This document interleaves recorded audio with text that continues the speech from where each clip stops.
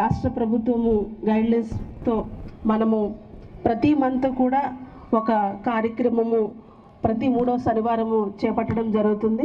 దాంట్లో భాగంగానే ఈరోజు ఒక ముఖ్య ఉద్దేశం ఏంటంటే ఈ ప్లాస్టిక్ని సమూలంగా నివారించడము, సింగిల్ యూజ్ ప్లాస్టిక్ వాడకాన్ని తగ్గించడము ఈరోజు ఈ కార్యక్రమం యొక్క ముఖ్య ఉద్దేశము.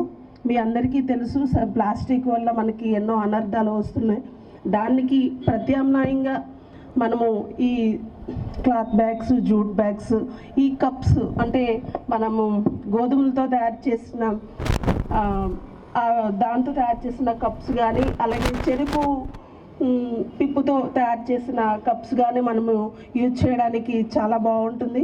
మనము ఏదైతే స్విగ్గీ, జొమాటోలో మనం ఆర్డర్ చేస్తామో ఫుడ్, వాళ్ళు ప్లాస్టిక్ కవర్స్తో ఇస్తారు.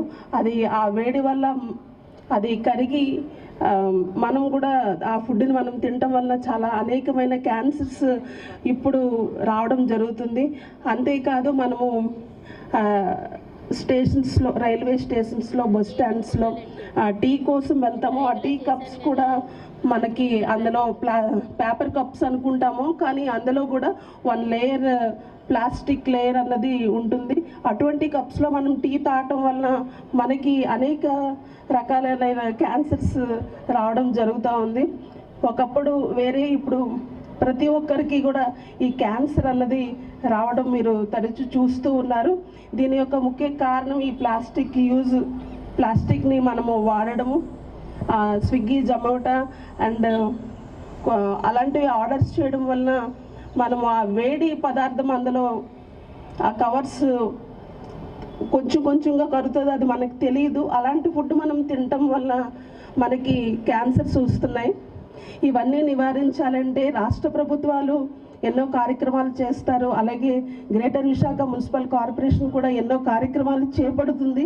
అయినప్పటికీ కూడా ప్రజల్లో ఆ యొక్క అవేర్నెస్ ఉంటేనే కానీ ఇది సాధ్యపడదు.